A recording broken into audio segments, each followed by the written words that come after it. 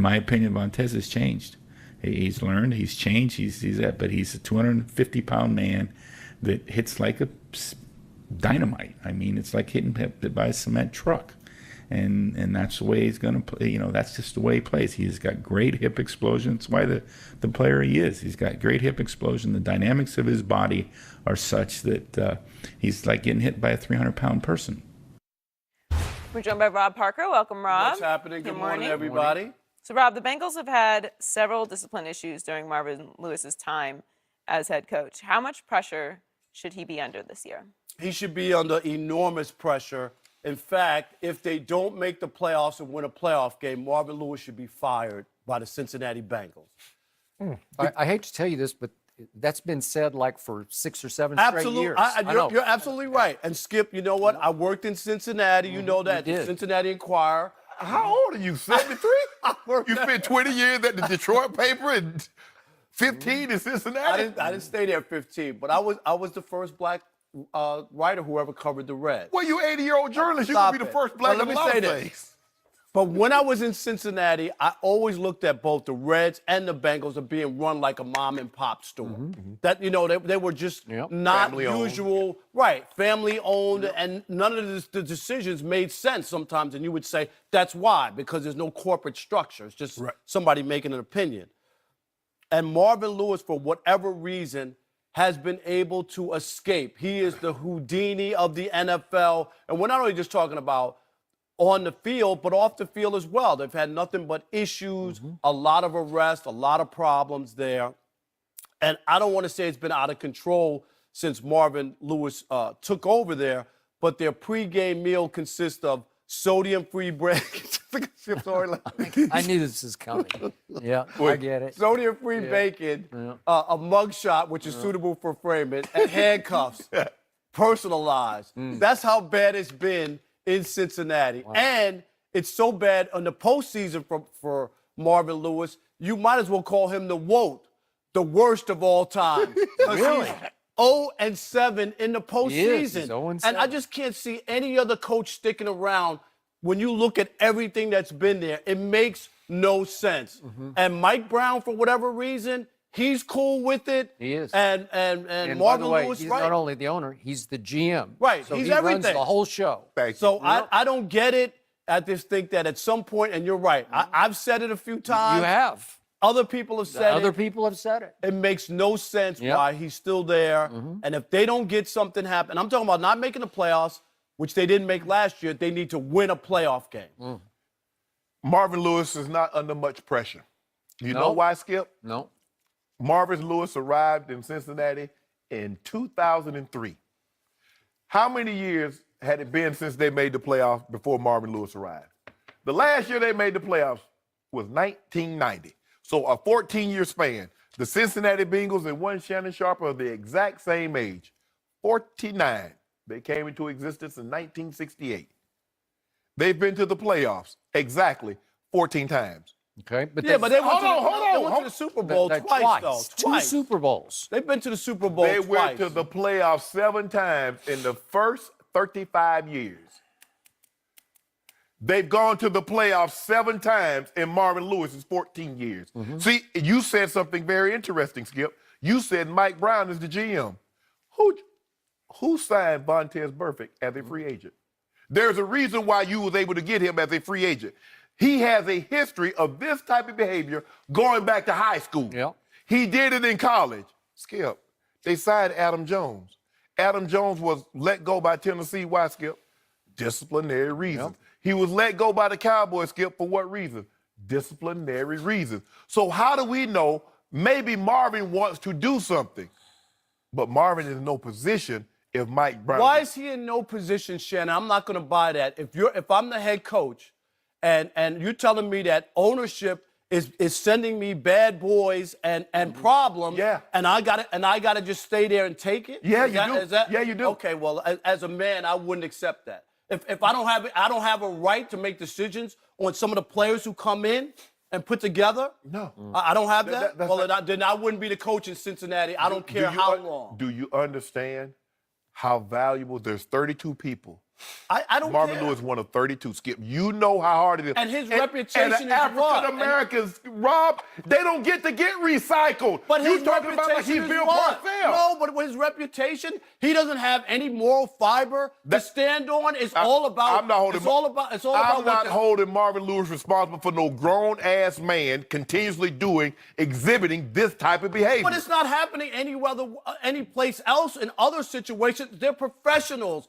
So Marvin Lewis cannot. You mean to tell me Mike Brown is the one who's going to say, take all these bad boys, and I don't care, and it's your reputation, and you stay there, and I'll pay you, and you just live with it? Yeah. You're telling me that's what's going on? I don't believe that's happening. It is unprecedented in the National Football League that you could be going into your 15th season in a job in which your record is 118 and 103. So you're barely above 500 over 14 years, and you've been to the playoffs 7 times, but you haven't once even won one playoff game. And you've had a lot of these Houston kind of games where it's 50-50, and you'd say, well, at least you could break through and win one of them to keep your job. But it doesn't seem to bother the owner/GM whatsoever. And yet he's the second longest tenured coach in the NFL to Bill Belichick, who's going into his 18th season. I mean, that's like staggering to me. But here's what gets me. I have a lot of respect for Marvin Lewis as a man. I think he has high character. I don't know him well, but I just know Marvin very well. He does. Well, yeah. you were around him in Baltimore, and he coached your defense. And I think he's a really good defensive football coach, and he's hired a lot of good offensive coordinators. They have a whole string of Jay Grudens and Hugh Jacksons, right? And Mike Zimmer is the head coach. Mike Zimmer, okay? So the point is that they have had a lot of bad actors. They've had a lot of trouble players. You could make a case it's kind of hard to do, it's kind of apples to oranges sometimes, but they probably had more over time, certainly because he's been there for so long, than other franchises have had. Correct. And I've often wondered the same thing about Marvin Lewis that I wondered about the great Tom Landry. Tom Landry had nothing but troubled players. I can show you chapter and verse. If you go back through his, whatever it was, 29 years. 29 years. But the only difference, what's the big difference between the two?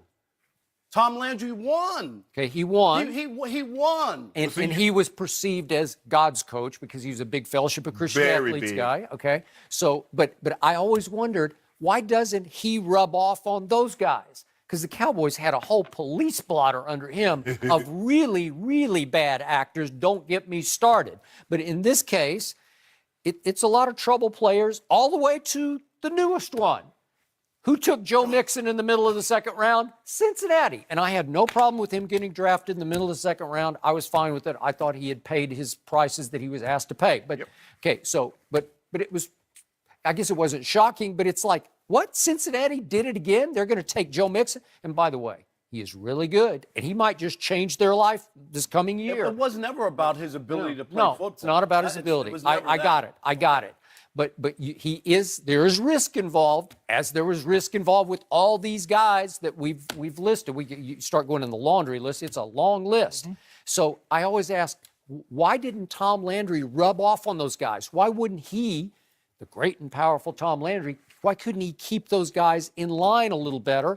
Marvin doesn't rub off either. Do you see what I mean? And I feel like Marvin, I'm going to put some words in his mouth as I piece together a lot of his interviews, but I think he looks at pro football as a game played by tough people, right? Yes, a different mindset. It's different than any other sport. Right. And Marvin's attitude is, tough people sometimes step over the line because. But that's fine, and I get that. We're not putting together a church choir. That's not what I'm asking for.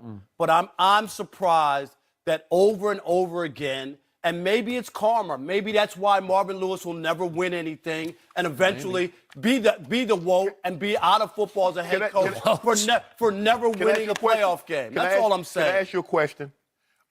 Why didn't Bill Belichick rub off on Aaron Hernandez? A guy that's so disciplined, so focused. Can you answer me that, Rob? That's not what I'm talking about. And by the way, he was defective before they drafted him. And they knew it. They knew it. They weren't duped. They knew it. He was on how many lists? Okay.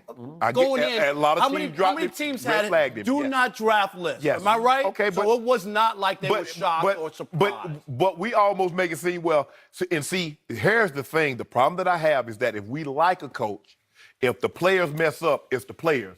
But if we don't like the coach, it's the coach's I'm not fault on that. I'm not on that. I don't believe in Because did that happen? No, I understand So let me ask you that. a question. I understand Did Chandler Parsons go into a police station and get on his hands and knees? I mean, Chandler Jones. Did that happen? Was that Bill Belichick's fault? No. These girls get robbed. These are not high school players. But These are Shannon, grown men. I get it, but the only thing is there's no where's the end result? There's no production. 0-7 in the postseason tells me this is no good. If I got some winning and mixed in that, then maybe I can make an exception for I get it, but Rob, that's all I'm saying. They went 14 years and didn't even go to the postseason. That's nice. You know what?